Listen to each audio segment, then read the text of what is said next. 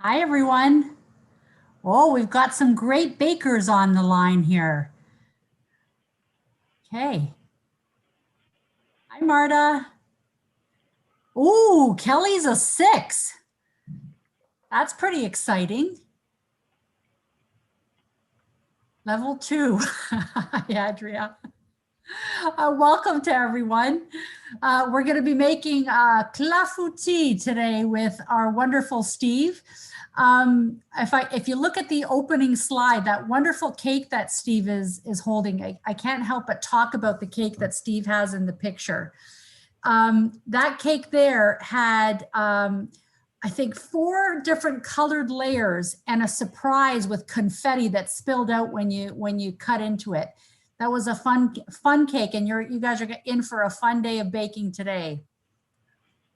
I'd say I'm a 4, but I've got 2 9-year-olds that are probably 1.5. So that averages at least to about a 2.5. Kathy. Oh my God, poor Kristen is a -3.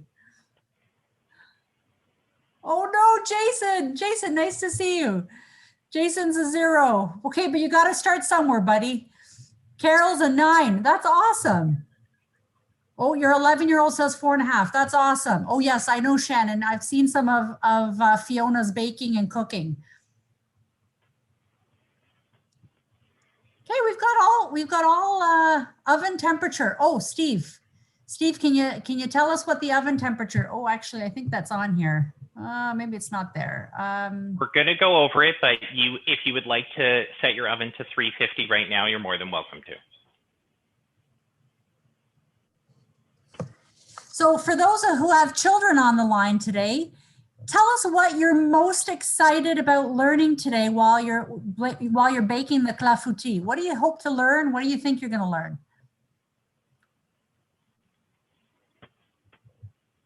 Thanks for everyone joining us. We're going to get started very shortly. What do you hope to learn? New French words? Steve, are you going to give us new French words? I mean, I wasn't really planning on going that far. My partner, who's French Canadian, would say that I'm not particularly great with my French.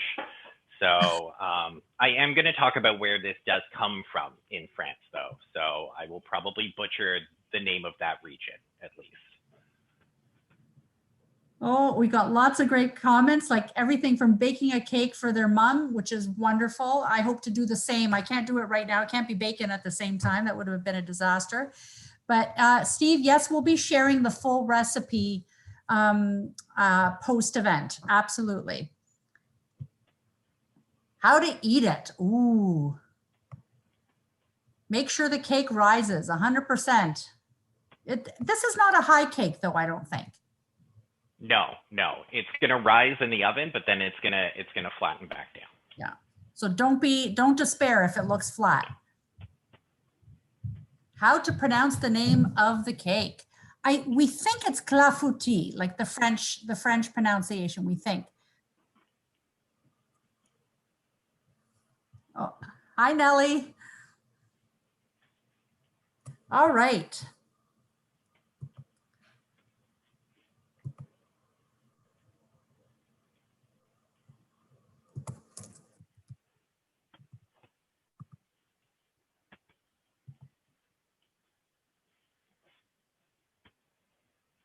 Thank you for that affirmation.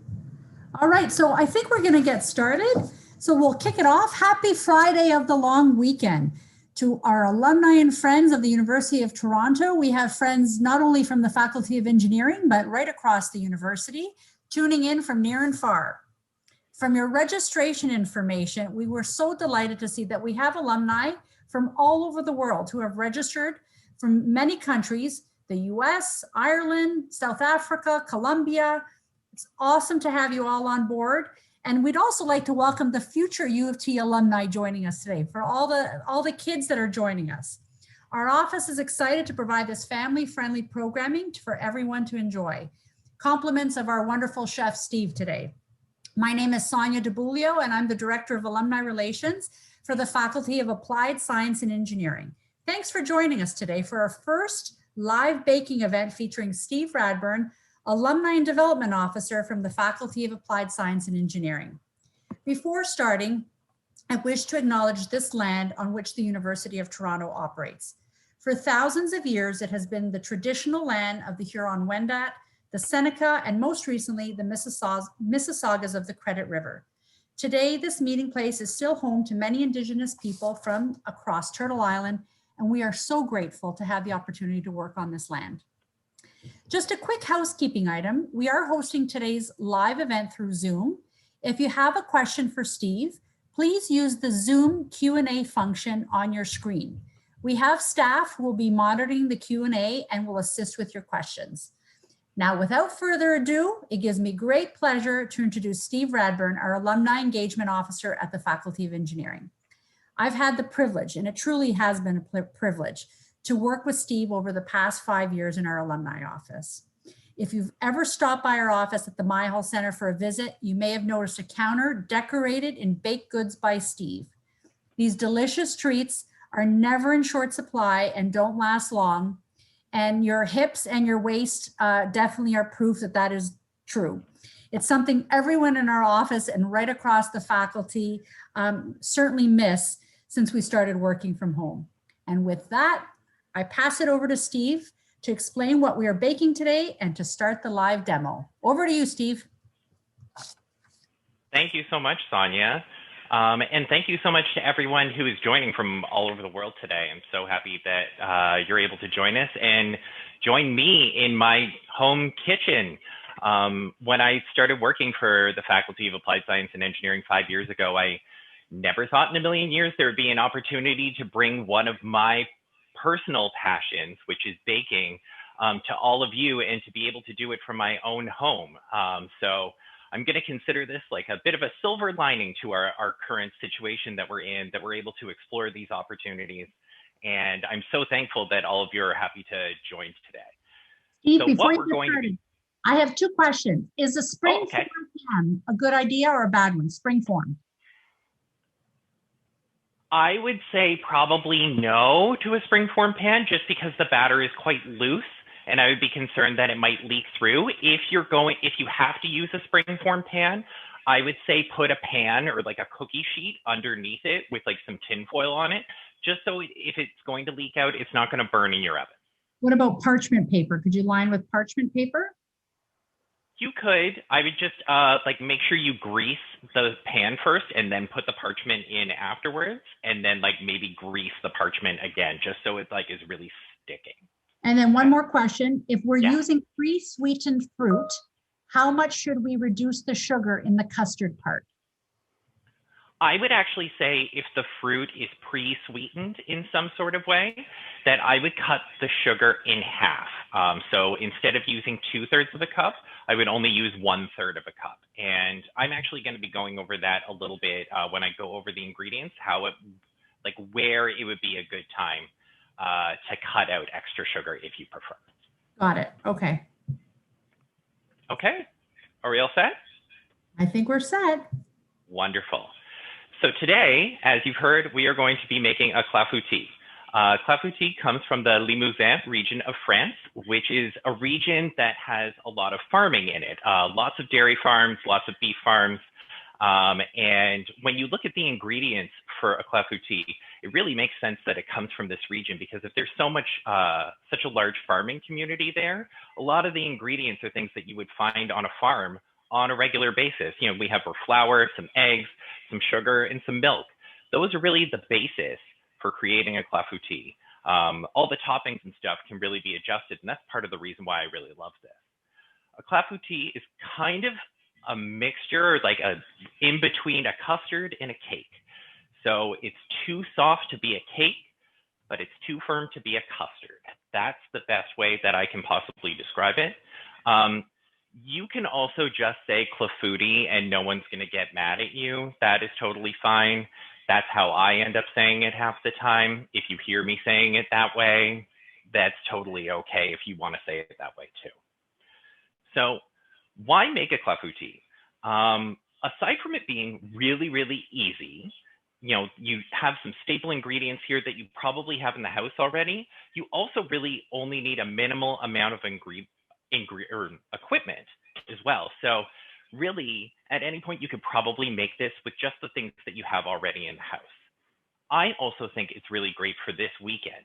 This is an activity that you could, it's family day, long weekend here in Ontario right now, and this could be a great activity for you to do with your family. I also think because it's a French dessert, that if you're looking to impress someone for Valentine's Day, then it's really easy to make even for a novice baker, but really comes out and looks very impressive, and you can say it's French and how romantic.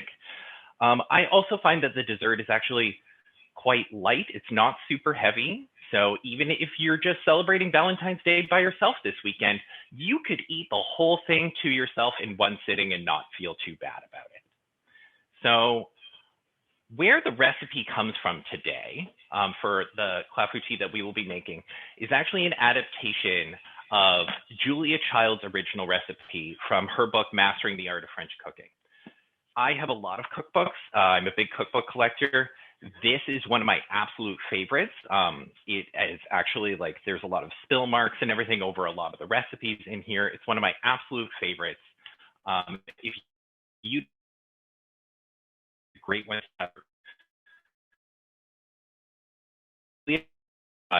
recipe. However, I have adapted that recipe over the years in order to make it a bit simpler and a bit more accessible without as many fancy tools or equipment, just so anyone can make it at home like you're doing today. Okay, so I think we're ready to get started. The first thing that we're going to do is just go over our ingredients. So over here, we have half a cup of all-purpose flour. Now, if you have issues with gluten and maybe you can't use flour, I would recommend using something like Bob's Red Mill makes a really good 1-for-1 gluten-free flour substitute. That's really amazing. I've used that before, and I think it works really well in just about any baked good. You could also substitute a mixture of 3 tablespoons each of almond flour, gluten-free oat flour, and rice flour. Mix all of those together, and you could use that in place of your flour. I also have here 1/8 of a teaspoon of salt. 1/8 of a teaspoon is basically just a giant pinch. So if you don't have 1/8 of a teaspoon hanging around, that's okay. Just use your fingers. I have some butter that I'm going to be using to grease my pan. I have 2/3 of a cup of sugar. I have divided these in half. So I have 1/3 of a cup here, 1/3 of a cup here. The reason for that is that we're going to be using them at different parts in the recipe. So we're going to use half at one point and half at another point. If you want to cut out some sugar, the place to do that would be at the second point. So if you want to do that, maybe just only use 1/3 of a cup of sugar, and we're going to use that at the beginning. I have 3 eggs here. I've already cracked them just to make things simple for me here. You don't need to have done that already. That's totally okay. We're also going to need 1 tablespoon of vanilla extract. And then I also have 1 1/4 cups of milk. If you have issues with dairy and you would prefer not to use regular milk, then feel free to use any other kind of milk substitute. Almond, coconut, rice, oat, soy, any of them will work in this recipe. And then we also have our filling here. A clafoutis is traditionally made with cherries. So I brought out some cherries just so you could see them. The example that I'm going to show you later at the end is one that I made last night, and I made it with cherries. One of the things I love the most about this recipe, though, is how adaptable it is. You could really use almost anything in your house to throw into a clafoutis. So if you have any kind of berry at home, like strawberries, raspberries, blueberries, you could use sliced peaches, pears, apples. You could throw in some sliced almonds, chocolate chips. What I'm going to be using today is some dried fruit. I have here some dried coconut, mango, and pineapple.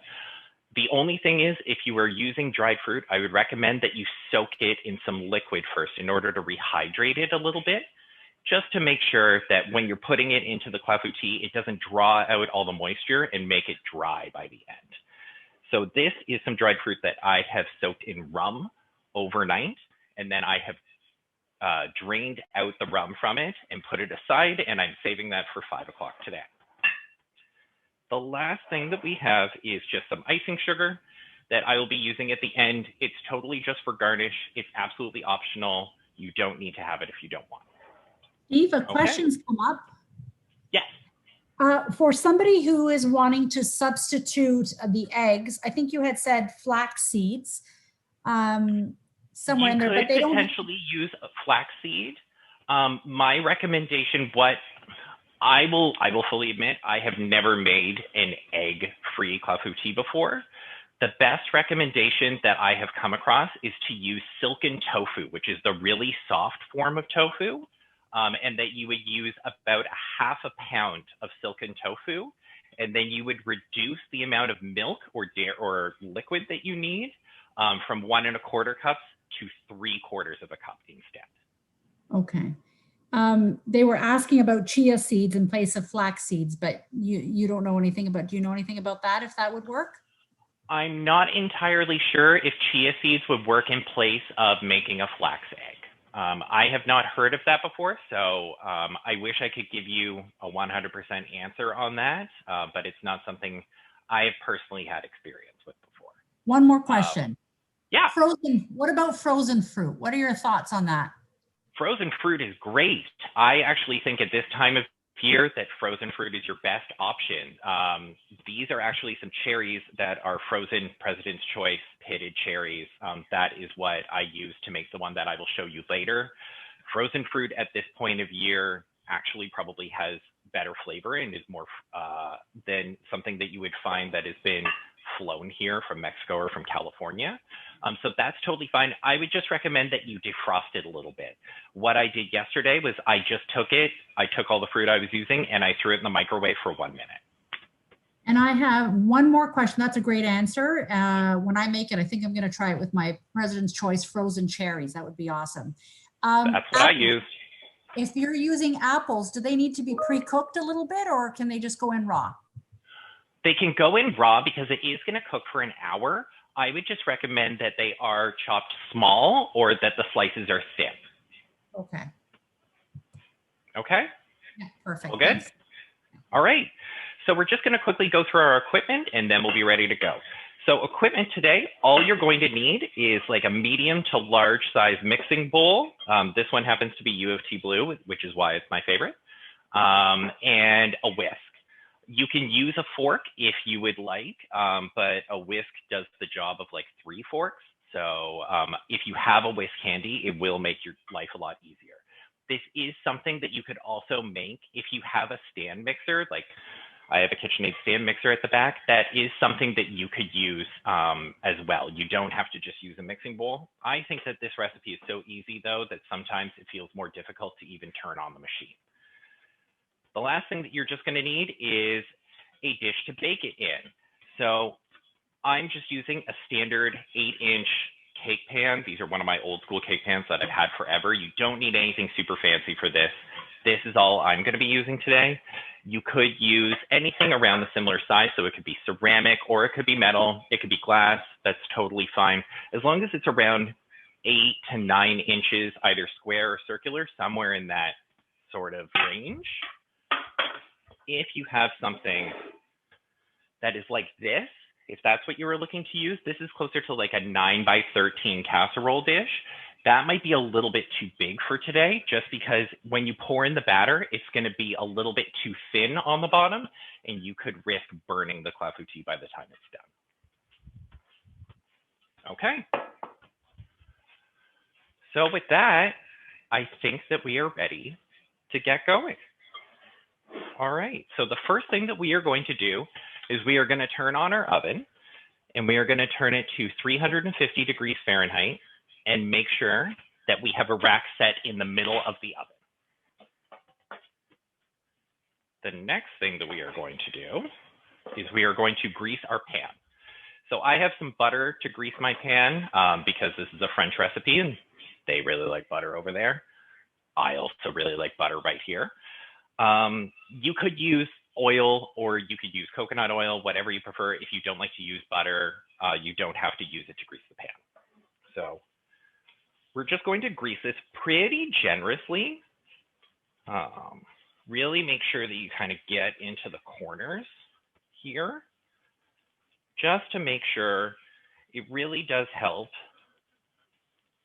to make sure that nothing's going to stick, that no matter what kind of filling you're using, it's going to be totally okay.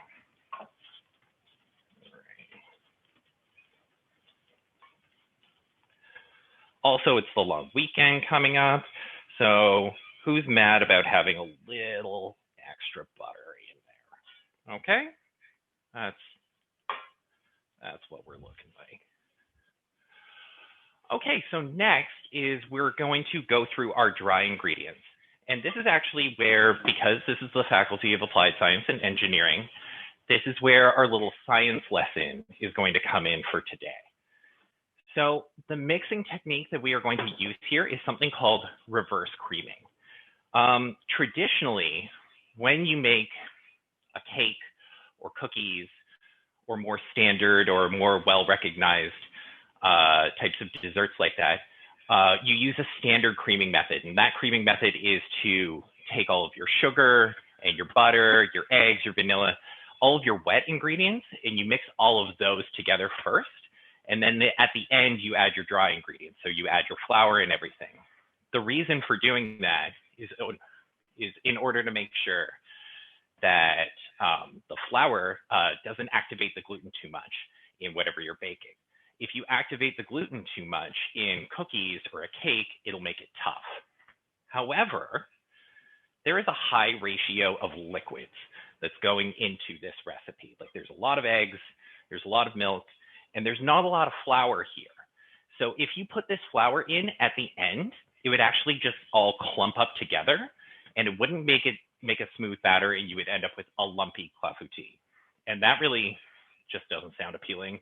It sounds like an insult you would say to somebody. So we're going to use a reverse creaming method today where we mix all of the dry ingredients first, and then we're going to mix in the liquids at the end. Because there is so much liquid going into this, you would really have to work it in order to make it go tough because of the gluten that's in the flour. So thankfully, we're going to be able to whisk this a lot more than you normally would in order to make it smooth, and it'll still end up okay. So what I've done first is I've taken my flour and I've added it to my mixing bowl. And now I'm going to add my salt.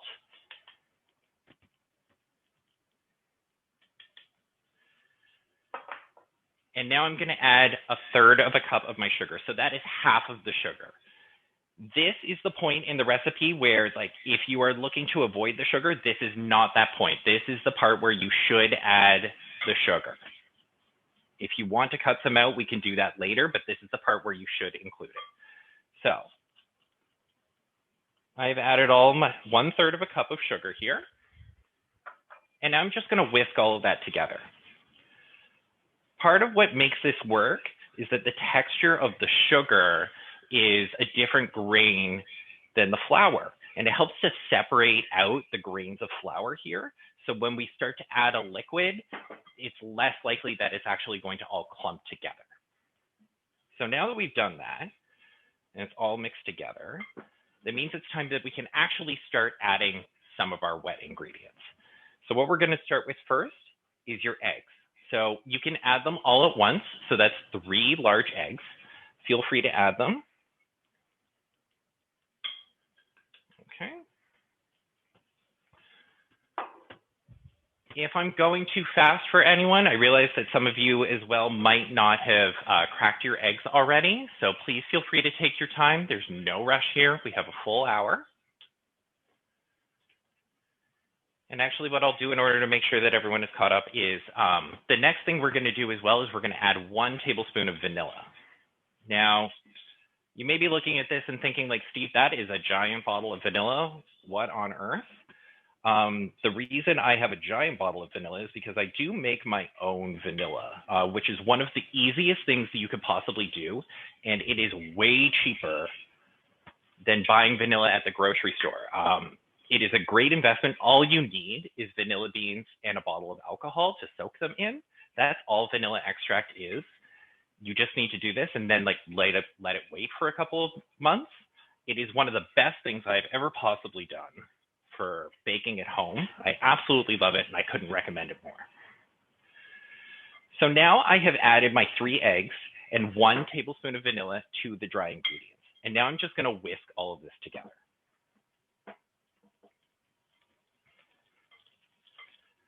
And you will notice at the beginning, it may look like it's a little lumpy, but if you're using a whisk, you should be able to work through those lumps pretty quickly.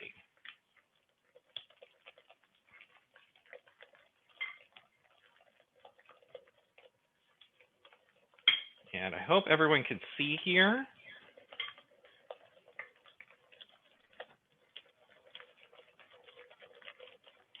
Okay.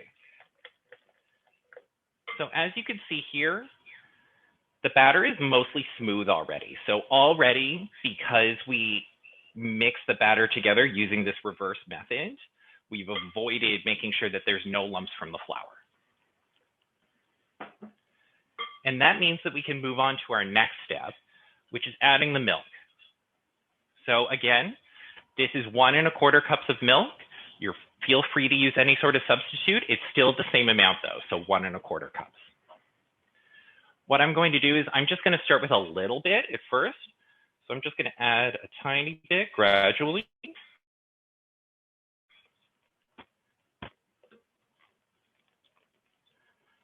Just to loosen up the batter. Make sure it picks up everything on the bottom. And it's getting smooth. Okay, that looks good. And now we're just going to add the remainder of the milk.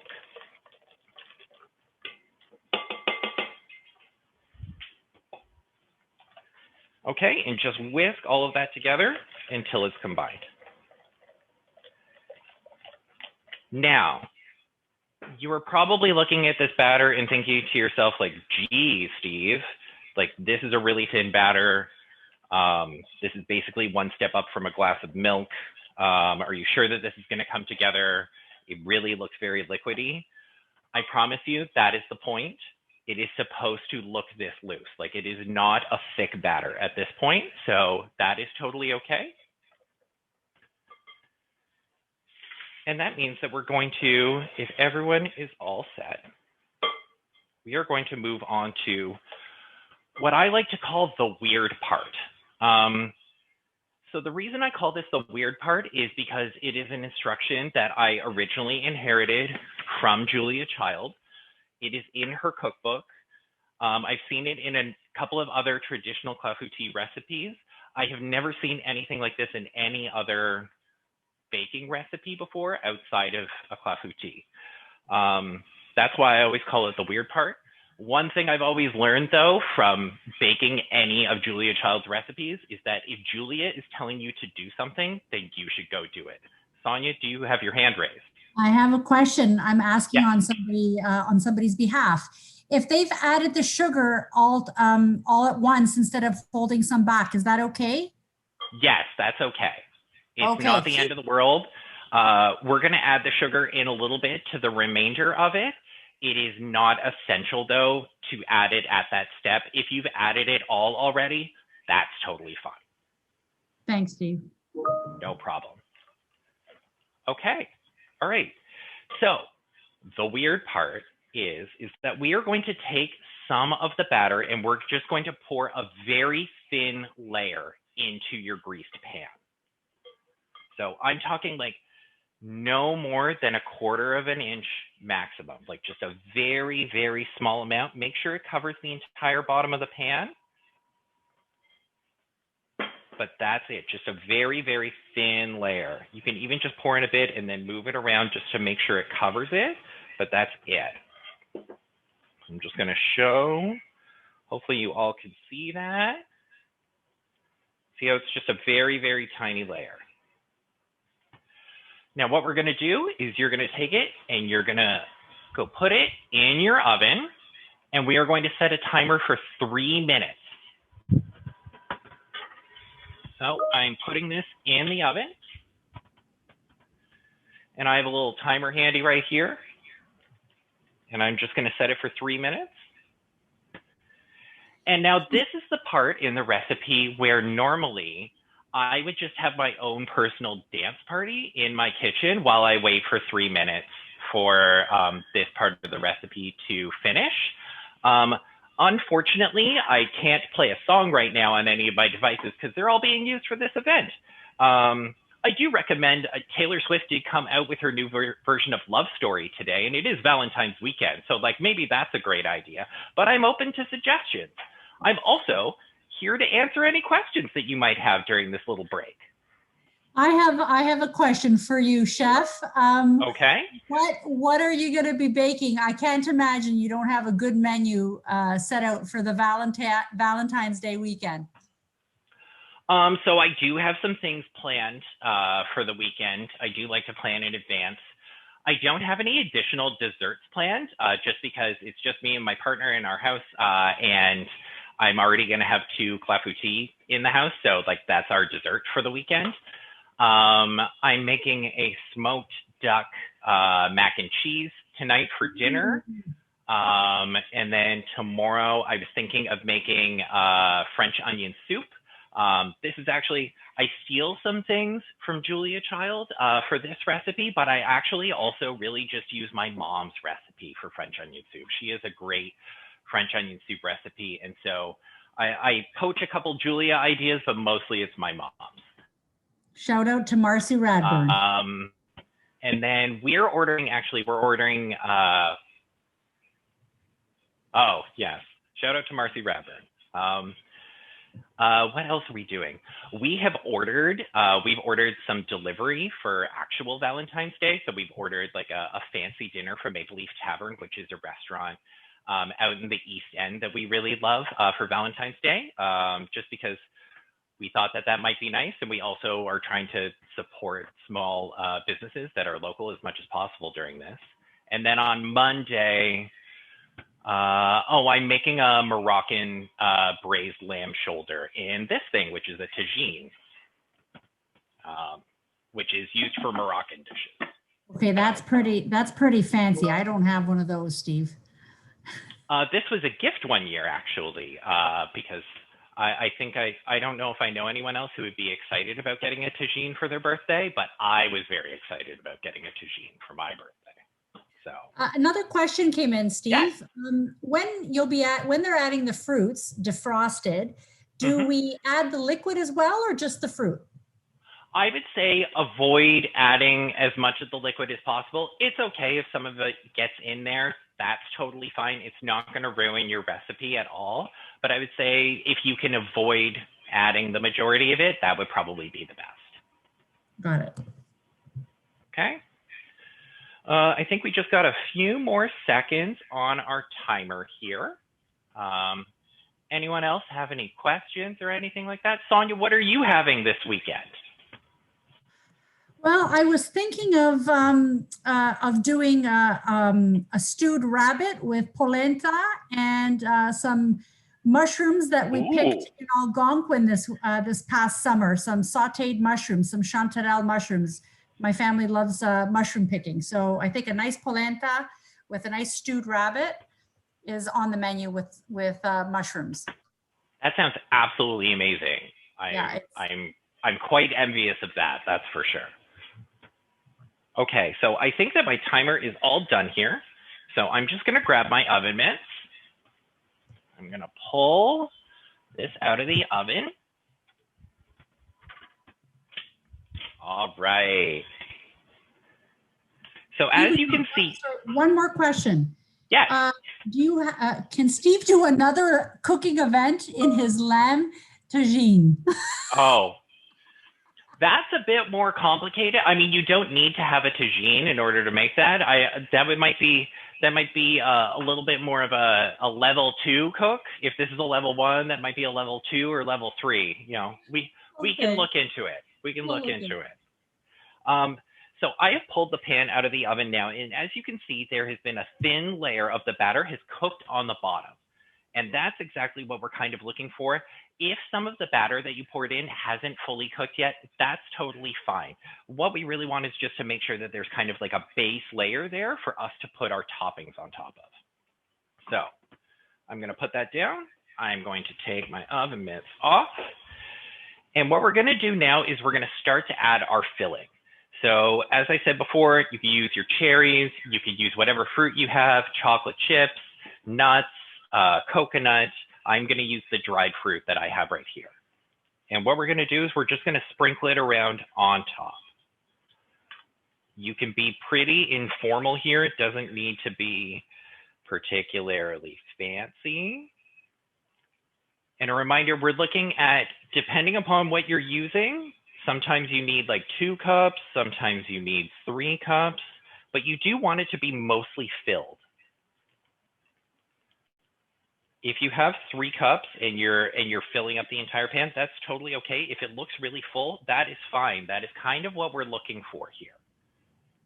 It's okay if you have less, but if it looks like, oh, where's all the batter gonna go? I promise it's gonna make its own space for it.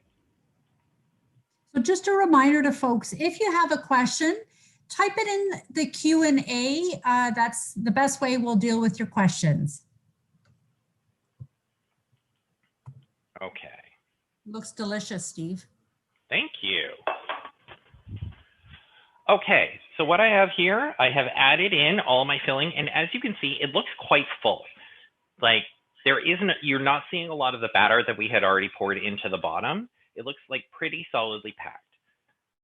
And if you're wondering where the batter is going to go in this, remember that the batter is quite liquidy. It's very, there's a lot of liquid in here. It's not very thick. So it's going to warm its way all into these like nooks and crannies that we have here. And so before we pour it in though, I almost forgot this. This is where the remainder of the sugar comes in. And I just need a spoon for that.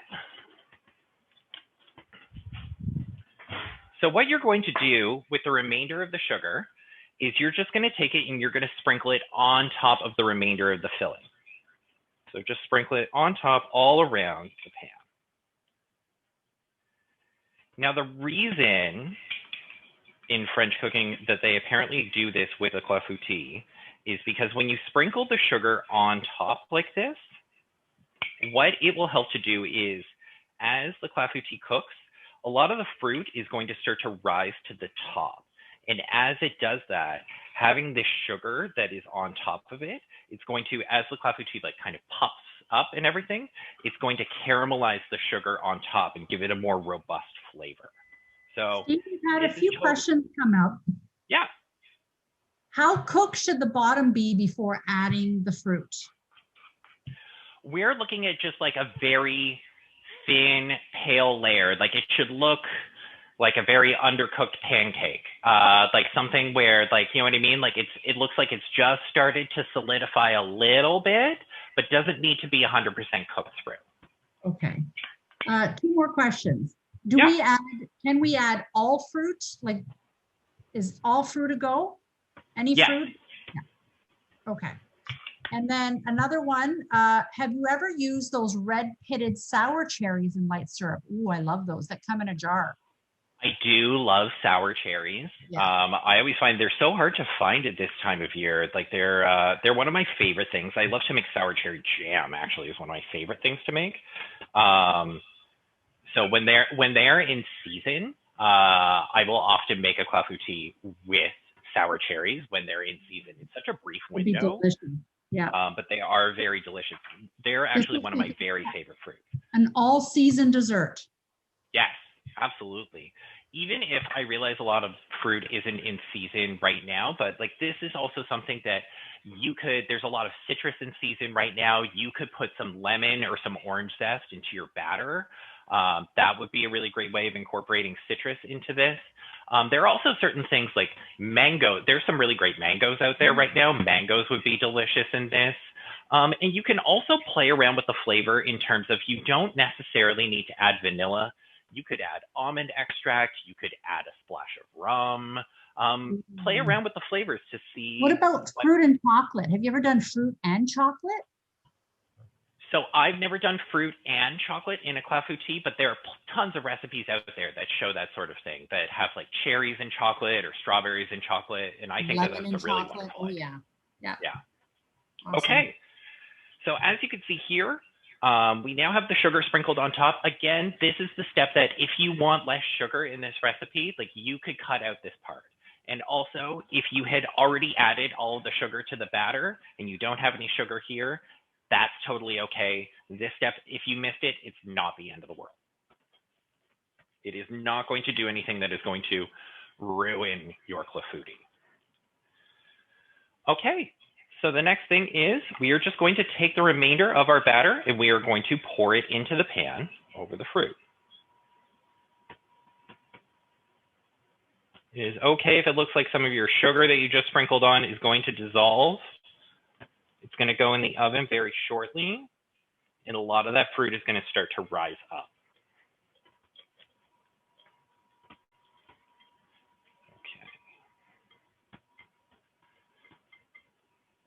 Great. Okay. So we are at that magic moment where we are going to put this in the oven now. So once again, you want your oven at 350 and you want one of the racks to be in the middle. What we're going to do is we're just going to open the oven. And in goes the clafoutis. And you are going to set your timer for 1 hour. So make sure you set a timer because by the time an hour rolls around, this call will likely be over. So I won't be available to stand in your kitchen and remind you that you have a clafoutis currently in the oven. So make sure you set a timer for yourself right now. I need to do that as well.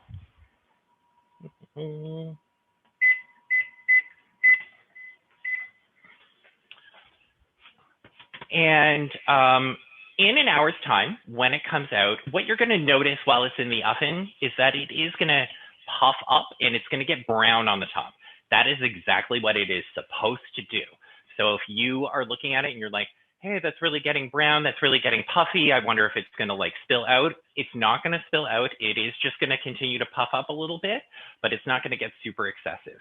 Once you take it out of the oven, it is going to then flatten back down. There isn't any leavening agent in this, such as like baking powder to help it rise and stay that way. So it is going to puff its way down. That's just part of the charm of a clafoutis. Okay, so after an hour, you are going to bring it out, and then I would recommend that you leave it to cool for about 15 minutes. The best way to serve a clafoutis is warm. So you don't really want it piping hot straight out of the oven. If you bring it out straight out of the oven and then you start to cut into it, it might just fall apart a little bit as you serve it. So you really want to give it about 15 minutes to sit out on a rack or just on top of your stove and then serve it warm. Something I really love about a clafoutis is that they also just keep really well in the fridge for a couple days. So you can make this in advance and then just throw it in the oven, probably around 325 for maybe 10, 15 minutes, just to reheat it, and then you could serve it warm whenever you want. A lot of the times when I'm making this, even though it's so quick and you could make it yourself while you're getting the rest of dinner ready, I often just make it a day in advance and then serve it when we have friends over. Hopefully I will still be able to do that one day when we can once again have friends over. Okay. And so once you bring it out of the oven and you let it cool down, it is going to sink down a little bit. And then this is the one that I made yesterday. And this is the one that I made that has cherries in it. And once you're ready to serve it, I recommend that you do this right before you serve it. If you have icing sugar and you'd like to use that, now is the time to do that. And if you have one of these like little sieve things, you could also just use a spoon, or you could just use your fingers. And the last thing that you just need to do is just tap it around like that, just very gently on top. And there you go. And that is a clafoutis. Does anyone have any questions? It doesn't look like there's any questions, Steve. You've done a great job answering them as we went along. Thank you. It's I am going to see, I was warming this one up in the oven. I probably shouldn't cut into it just yet, but I'm going to see if I can try and cut into it while I answer any questions. I have a question. One question that I have is, Could you take it out of the pan? Does it keep its shape? Like, could you put it on a pretty serving plate? I've never really seen one successfully like 100% taken out of a pan before. So I don't necessarily recommend that you try that. It really is something that you dig into. It's supposed to be a little bit rustic. So like you are kind of supposed to serve it directly out of the pan like this.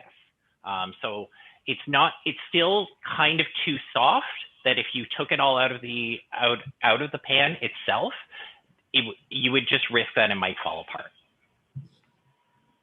Some people have asked, they've asked if you can cut it. So we're dying to see what it looks like on the inside.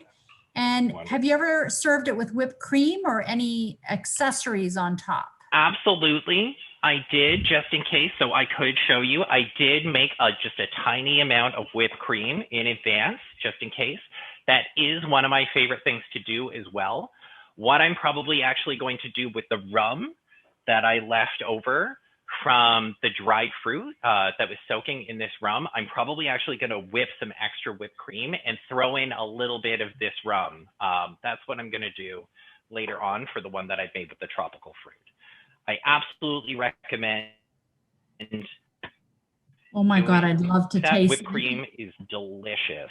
Lots of people are asking God how they wish they could taste it, but hopefully you'll have your own in about an hour and 5 minutes or so. Okay. Another question's come up, Steve. How do you store it for later? Like, do you keep it in the pan and just put it in the fridge? I would say just keep it in the pan and then keep it in the pan and then just wrap the top in saran wrap. Okay. Okay, more questions. How do we know if it's really cooked at the 1 hour mark? Like, is there a bounce test, or what color are you looking for? I would say like you want it to be puffed up and brown, and then you should be able to like insert a knife in the middle, like in a part where there isn't really any fruit, like in a section where like it's just the batter, and you insert it in there and it mostly comes out clean. Okay, perfect. One of my favorite questions to get the weekend started, the long weekend started, any dessert booze suggestions? Any dessert and booze suggestions? Dessert booze, like accompaniments to this.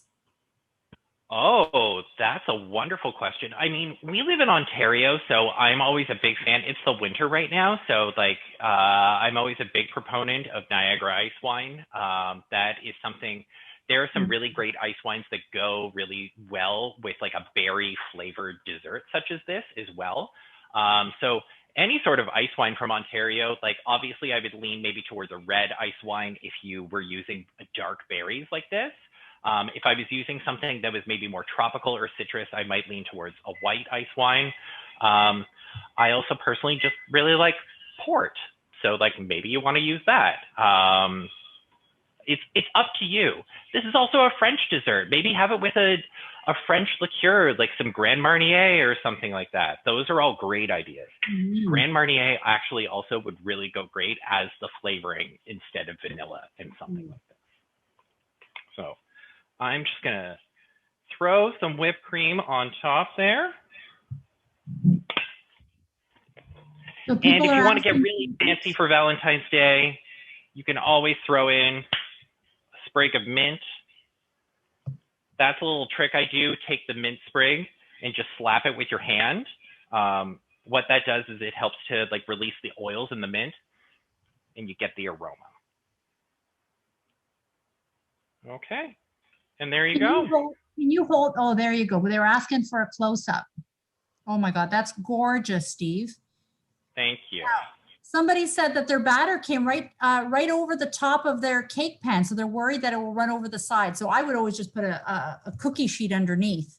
I would say put a cookie sheet underneath if that is the case. You could just take out some of the batter if you really needed to. Like if the pan was too small for all of the batter, that would be my recommendation. Or if you feel that there's too much filling, like too many berries or something like that, maybe take some of those out. That would be my best recommendation. I love a comment that just came in and I couldn't agree more. Steve, you should have your own cooking show. We've always thought you should. This was so knowledgeable, fun. animated. Awesome. Who knows what else Steve's got up his sleeve. Oh, thank We you can so all learn. much. And to be perfectly honest, this is something we have started to hear a lot from our alumni, that they were looking to see unique talents of the people in our community. We're all at home right now, and everyone has, something unique or different hobbies or things that aren't just necessarily about engineering. I still think one of the reasons why I love baking is that it still is a little bit of engineering. Like, there's a lot of science and chemistry that goes into cooking and baking. So, if you want to explore, you want to see more of this sort of content from us, then please don't ever hesitate to reach out. Sonia and myself and Lindsay and our entire team are always happy to hear of fun suggestions of things that you would like to see. Absolutely. Steve, your passion for baking is clear. Like, we've known it all along in the office. I think right across U of T, anybody who knows you or work with you knows that. And it's actually one of the highlights of working with you. I hope that everyone at home enjoyed our live baking demonstration. And as Steve mentioned earlier, we're looking for opportunities to provide programs like this to our alumni. If you have a talent, cooking, gardening, crafting, magic, I don't know what talent you might have, let us know. If you'd be willing to share with the rest of our engineering and U of T community, we'd love to hear from you. Directly after the event, you can message me or Steve. There will be a survey coming out, and there'll be an opportunity for you to put that in the survey as well. So please give us your feedback. And oh, Steve, you're not going to do it, are you? You're going to do it right while we're all sitting here looking at you, aren't you? I already did. Sorry. We want to hear from you. And with that, again, thank you to everyone for joining us today. I hope you have a wonderful Valentine's Day and Family Day long weekend. Thank you, everyone.